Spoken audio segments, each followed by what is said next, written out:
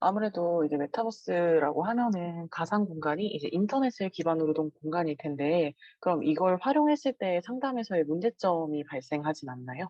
예. 금방 말씀해 주셨던 것이 이제 메타버스 상담에서 또는 메타버스 심리 치료를 했을 때의 단점에 대해서 말씀해 주셨죠.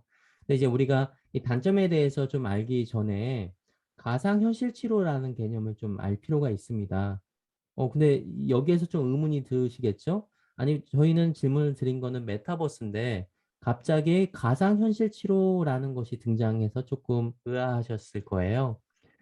우리가 메타버스 하면은 단순히 그냥 아바타와 그냥 장소가 나타나는 그런 공간, 가상의 공간이 아닌가요? 라고 얘기하실 수 있는데, 이 메타버스는요, 초월된 세상을 얘기합니다.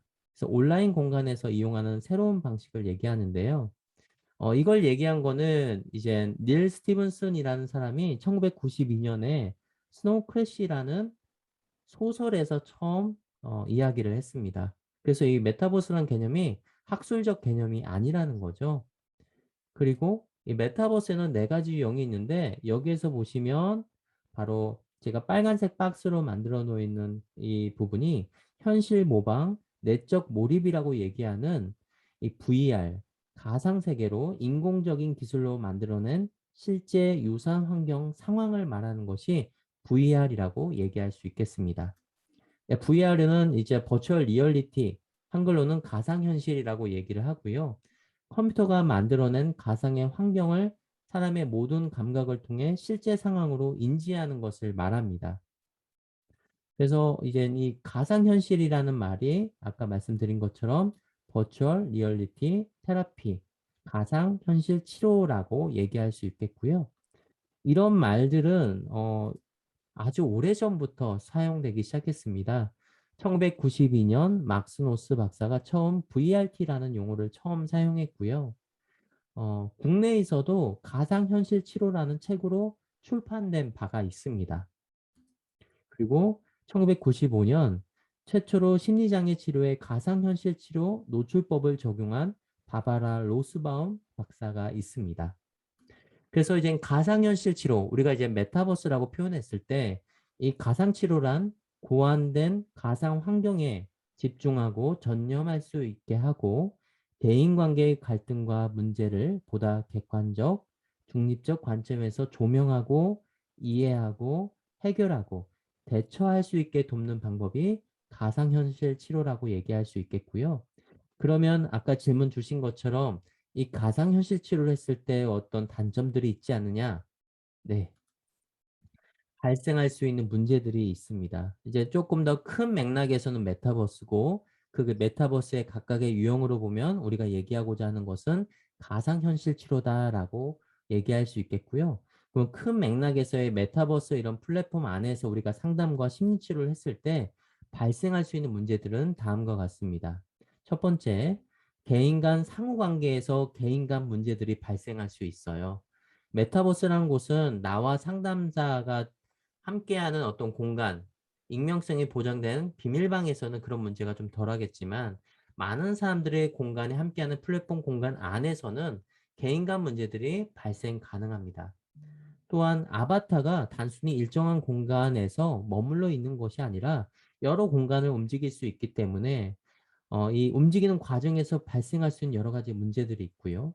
그리고 이런 다른 아바타의 사적인 공간에 내가 그 공간에 이동했을 때 프라이버시 침해에 대한 문제가 발생될 수도 있고, 그리고 또 우리가 헌법 제17조라고 알고 있는 사생활의 비밀과 자유에 대한 영역에서도 이런 메타버스란 공간은 양적, 질적인 면에서 상당한 수준의 개인정보 처리가 필요합니다. 왜냐하면 다수의 상호작용에서 발생하는 개인정보에 대한 내용들이 많이 드러나기 때문에 이런 면에서 우리는 개인의 동의하지 않는 또 본인이 인지하기 어려운 개인의 정보들이 누군가에게 드러날 수 있기 때문이죠.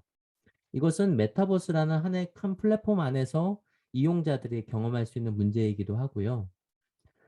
반면에 이 VRT, 우리가 가상현실 치료라는 조금 더 초점을 더 잡아서 미시적으로 보면 발생 가능한 부작용이 있습니다. 우리가 HMD라고 하는 헤드 마운티드 디스플레이를 쓰게 되면 이 가상현실로 인한 멀미 증상이 일어날 수도 있고요. 그리고 이것을 이제 SSQ라고 얘기하는 설문을 통해 점수화를 합니다. 그럼 이 안에는 어떤 것들을 우리가 느낄 수 있는 것을 보고하냐면 사용자가 느끼는 신체 증상에 대해서 우리가 확인할 수 있는데 여기서 밝혀진 바는 메스꺼움, 안구 운동 불편, 방향 감각 상실 이러한 어떤 경험들을 할 수 있다는 것을 밝히고 있고요. 그리고 멀미, 지각 운동 장애, 플래시백. 여기는 플래시백은 내가 경험했던 것이 지금 이 순간 눈에 마치 인지적으로 뭔가 보여지는 모습을 얘기합니다. 그리고 낮은 각성 상태, 편두통, 전정기관 이상. 이 전정기관 이상이란 것은 우리 안에 균형을 잡는 달팽이관이 있죠. 그것에 대한 어떤 균형 감각에 대한 어떤 어려움을 얘기를 하고요. 발작 장애 등이 나타날 수 있는 이 가상현실치로 발생 가능한 것에 대한 부작용을 얘기할 수 있겠습니다. 그런 면에서는 분명히 단점이 존재하고요. 근데 지금 말씀드렸던 VRT는 어떤 면에서는 이미 좀 만들어져 있는 프로그램들이에요. VRT 기존에 있는 고전적인 VRT는 좀 프로그램화 되어 있는 내용이고 내담자가 그 상담과 치료를 받기 위해서 그 정해져 있는 프로그램 안에 자극에 대한 반응을 하기 때문에 아까 말씀드린 것처럼 그런 멀미나 어지러움증 등을 좀 호소할 수 있는데 최근에 메타버스에서 나온 오큘러스 퀘스트 2라는 제품이 있거든요. 그 제품을 사용하게 되면 최근에 있는 이런 메타버스 플랫폼들은 어지러움증을 좀 해소하고 또 이런 뭔가 균형을 잡기 어려운 그런 증상 등을 좀 해소하기 위해서 소프트 안에서 사용자가 그런 어지러움증을 예방하기 위한 이동 방법들을 많이 구상해 놨어요. 그래서 앞에 설명드렸던 것은 기존의 VRT라고 얘기하는 가상현실 치료 프로그램에서의 어떤 경험들이고 반면에 메타버스 플랫폼에서는 이런 어떤 가상현실 치료에 대한 단점들이 많이 보완되고 있는 것이 사실입니다.